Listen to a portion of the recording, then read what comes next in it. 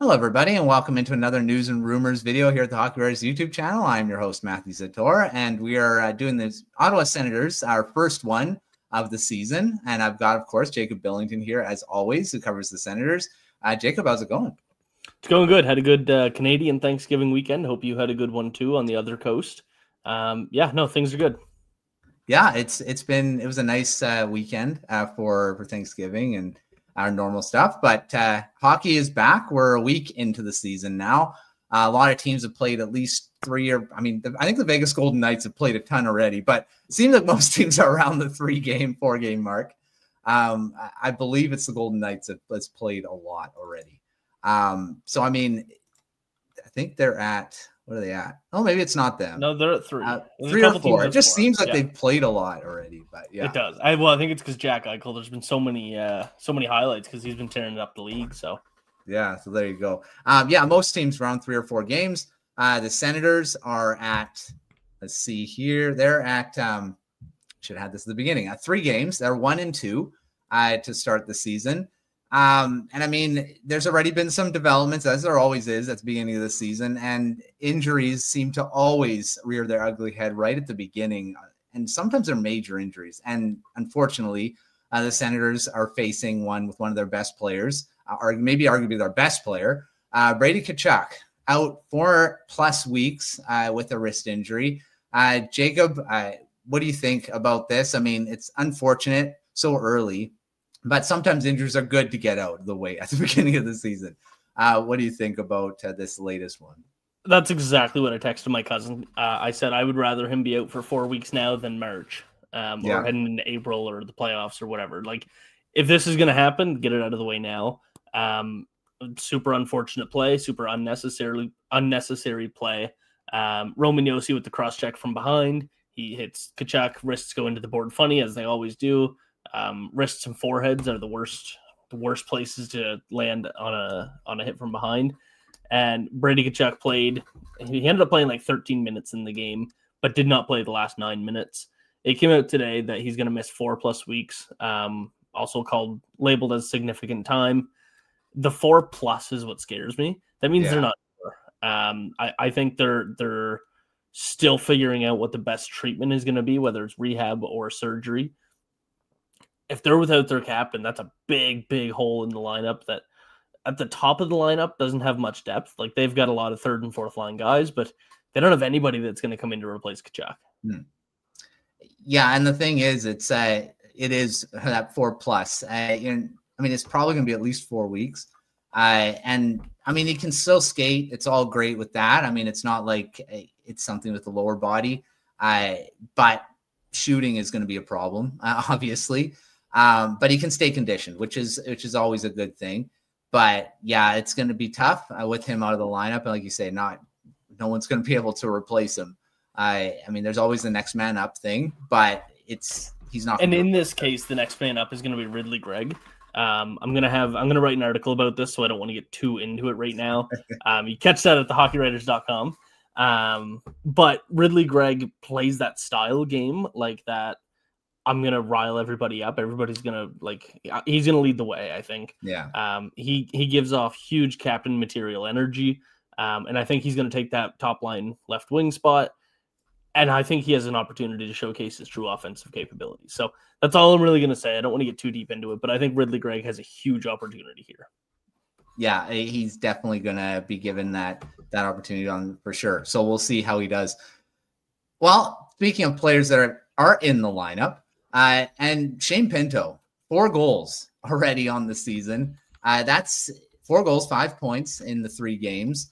We've talked about him last season. He was in the news quite a bit. And it's great to be off to the right start. What do you think about Pinto's start to the season here? He's been unbelievable. He's playing 20 minutes a game. He's been great defensively. I think that's a really big thing. Everything about Shane Pinto has looked phenomenal. Unfortunately, he's in a contract year. I will be genuinely, I think by this offseason, Ottawa has their top 3 centermen locked in long-term, all at $7 million or over. I think Pinto's going to get $7 million plus on this next deal. even higher. Like looking at some of the leagues, or some of the contracts around the league, like I don't think that if we're looking at an 8-year deal or 7-year deal, I don't think Luke Hughes should have more money than Shane Pinto. So Shane Pinto's just been that good. He's that important to the Senators. And I think that he is taking a huge step. Obviously, he's not going to score 2 goals a game, or even a goal a game, or probably not even half a goal a game by the end of the season. But like if he puts together a 30-goal, 70-point season, it's like there's no looking back for him. He's a fantastic center.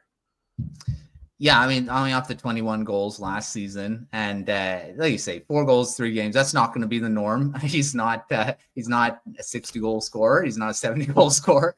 I mean, that's cool if he was though. Pace. What is he on pace? Over 80 goals right now.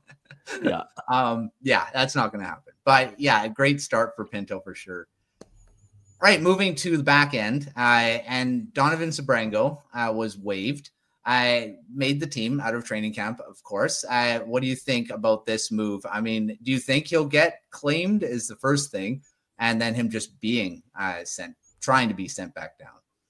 I've seen a couple things saying some teams should claim him. I just don't see an NHL spot. He's somebody that every team wants to have in the organization, but unless you're dealing with injuries, he just doesn't have a spot in most NHL lineups. To be frank, he did really well filling in for when he needs to. He did it last year, I think 1 or 2 times. And this year, while Tyler Clevin was out after an ankle injury. So he can come into the lineup and do the thing. He'd be a fine 7th defenseman.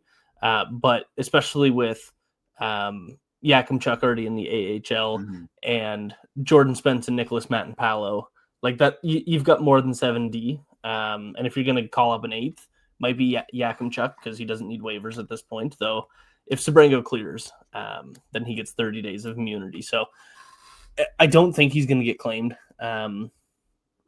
I just don't see a team needing him right now. He is definitely a useful guy, but yeah, I don't think so. He would be a loss to the organization for sure, but probably not worth another team picking up right now. Yeah, I mean, early in the season, it seems like teams aren't going that crazy with that. They're sending their own players down, obviously.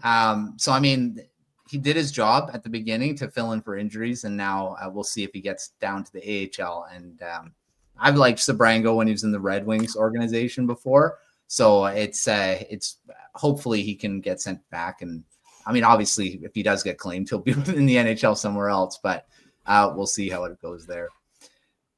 All right, moving to the next game. It's been called a must-win already. And I mean, 1 and 2 start. It's not ideal, but very early in the season. So, and against the Buffalo Sabres, who are 0 and 3. So, I mean, this is, I guess, obviously the Senators should probably win this game. What do you think about the next one here coming up tonight as you're watching this? So I don't know if you've been very observant in our Slack channels for the hockey writers, but there's been some very upset Sabres people in the world, and we're seeing a lot of reactions from people. And we've been seeing like the paper bags on the head, jerseys already being thrown. Like this is just 3 games into the season. That's embarrassing. And I'm not here to dunk on the Sabres or their fans or anything. I totally understand where the fans are coming from. If Ottawa loses and goes 1 and 3 or 1-3-0 to the Sabres, that's going to be embarrassing. You can get over the Nashville loss. The officiating was not good. It's obviously not the reason for a loss, but that's part of the reason that you can just move on from it. The officiating was not good. It was really only a 2-1 game before the empty net goals. A lot of players looked good. You can move on from that. That's a okay kind of loss. The Panthers one was a little bit embarrassing. Not the kind of loss you want to have regularly. If you go those 3 with the Sabres included at the end, that's embarrassing. There needs to be change immediately. And now must win. It's not going to put their playoff hopes in jeopardy. Going down 1 and 3 isn't the end of the world.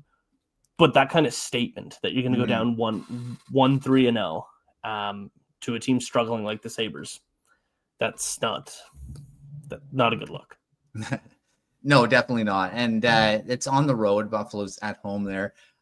So, I mean, it is going to be an interesting matchup. The Sabres have not been good to start the season. And lots of already hand-wringing going on.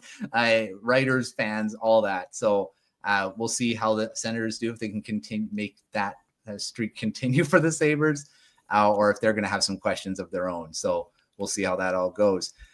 All right. Well, Jacob, thanks for coming on, talking the Senators, updating everyone on what's happening in the world of the Senators there. So we'll see how everything goes next week, if we're talking more about some more losses or if they've turned it around. But make sure to check out everything at thehawkriders.com. We've got great articles throughout the week. All the games have recaps, or most of them do. Make sure you're checking all that out. Takeaways after the games as well. So make sure you're checking all the content out at the site, and all of our YouTube channel content as well. We've got news and rumors for a number of teams that you can take a look at.